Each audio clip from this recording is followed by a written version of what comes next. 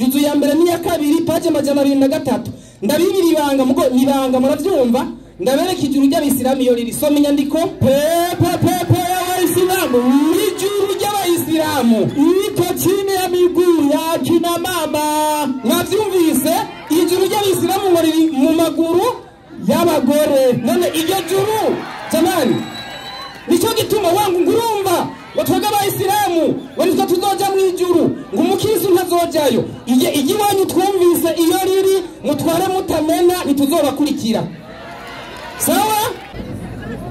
Assalamu alaykum wa barakatuh. Wa alaykum assalam wa rahmatullahi wa barakatuh.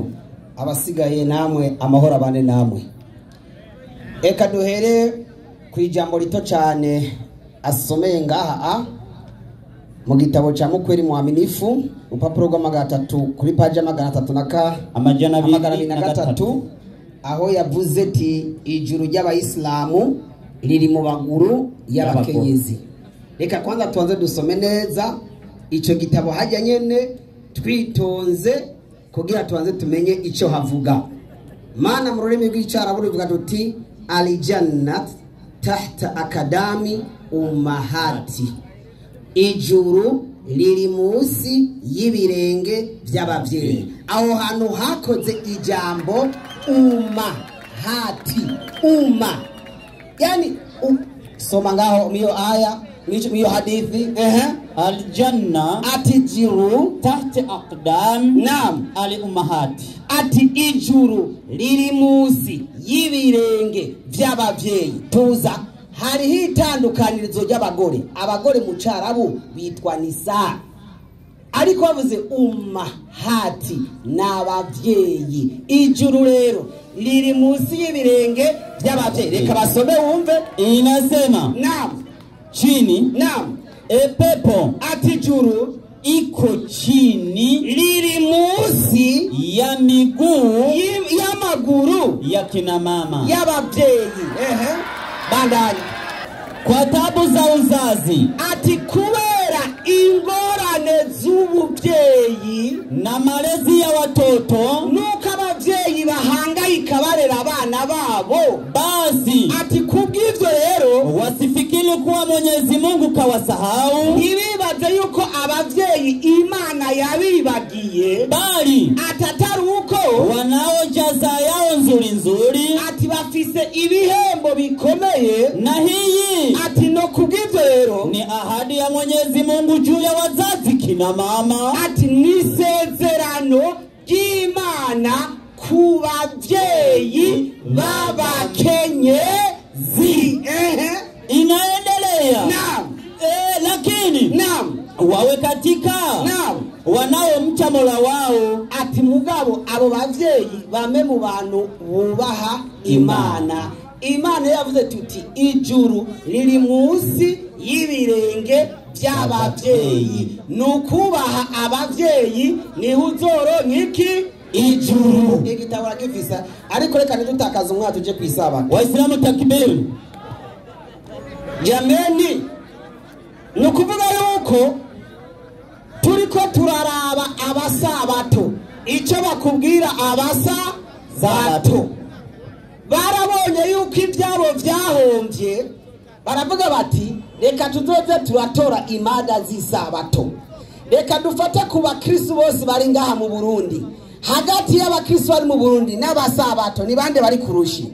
Abasabato. Hagati rero ya Katolika, umuvyeyi wabo yanditse Bibiliya, agatororokanya neza Bibiliya, n'aba batazi no gusoma Bibiliya, nibo babonye yuko isabato ari kirumara gusumbabo.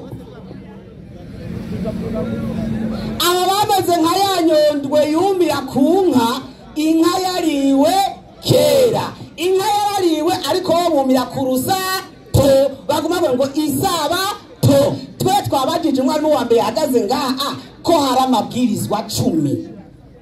Niwibe ko tutarabona abantu b'idini bantukibe.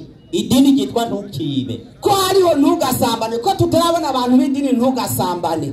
Mugabo rero kubera yuko watanguje iri dini yari umunebwe, yashatse kugira abantu bose ngo babe abanebwe. bwe ntibakore, aca yishingira ngo habeho n'umunsi wo kuruhuka abantu ntibagire iki, ntibakore. Ku izina rero ry'abasabato n'ibyiyumviro byabo, Imana iturinde n'abarundi kuba abasabato, n'abahari Imana bahomvye bose barangire, kuko nitwotera imbere.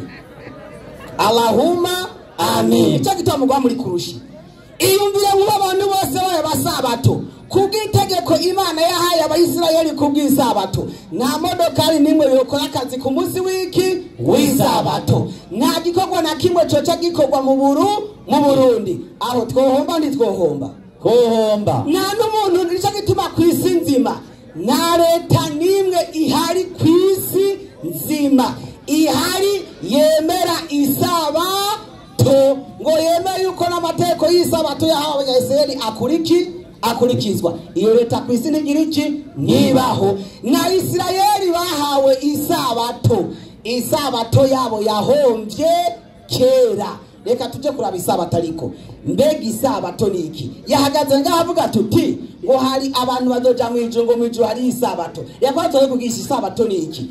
Kamuisa Biblia urupapuro rwa 316 isabato ni iki? Inasema naam, neno la sabato ati jambo isabato linatokana na neno la Kiebrania liva mu ijambo ry'Igiheburayo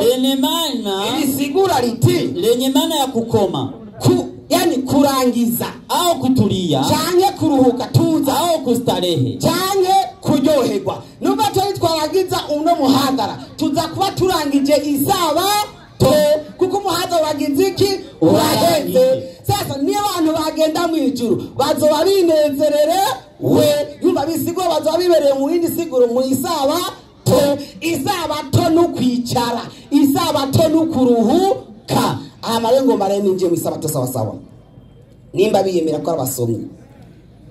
Itegeko ryatanguye ry'isabato sawa no mwaka w'1541, igihe cyo kwihanga rya Israeli ryari rimaze imyaka 130 riri mu Misiri.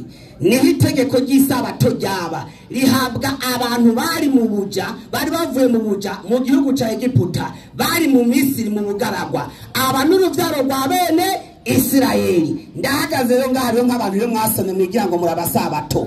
Imbere yuko abisirayeli baja mu buhungiro mu buja mu Misiri, hariho kuva kuri Adamu. Muduharure kuva kuri Adamu ugashika ku Bisirayeli bataraja mu Misiri, muce mutubwira ninde yanina haje ininde yaruhutse iki isabato. Muduhere kwa mbere, kuko umuntu wa mbere yabaye nde?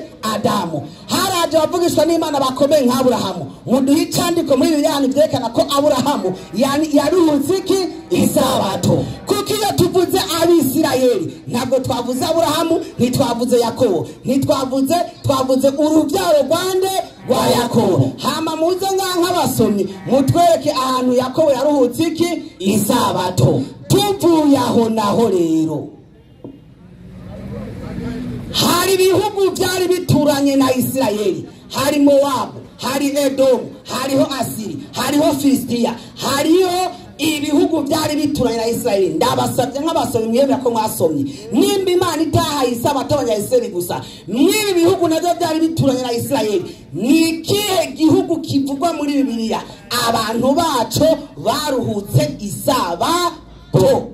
Mani sabato niyo shikanga mu Burundi. Israeli hari mupaka uno musi na Jordan, ihari mupaka na Syria, ihari mupaka na Libani, ihari mupaka na Misiri. Ivyo bihugu byose ni mutwereke ingene byaruhutse navyo isabato, ko wumva isabato yahawe kiremwa muntu, ko wumva atari nka mwebwe mwameze nka yanyondwe yumira ku rusati nka yapfuye kera.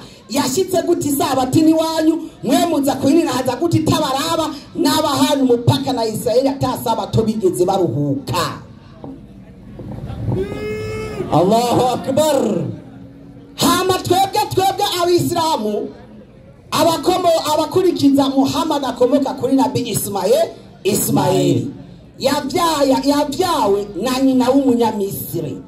Abanyamisiri nibo bari ba bose b'abanyayisirayeli. Abanyayisirayeli barabaja abanyamisiri, barababoyi babo. Mwebwe mukurikira ababoyi, natwe turi babosi. Nta kuntu bosi yokurikira ivy'umuwoyi. Umuwoyi afise akazi kiwe, bose nawe akagira akagira akazi kiwe. Nimuruhuke isabato mwebwe mwakurikiye ababoyi n'abayaya, hama twebwe babosi iyo sabato ntituraba.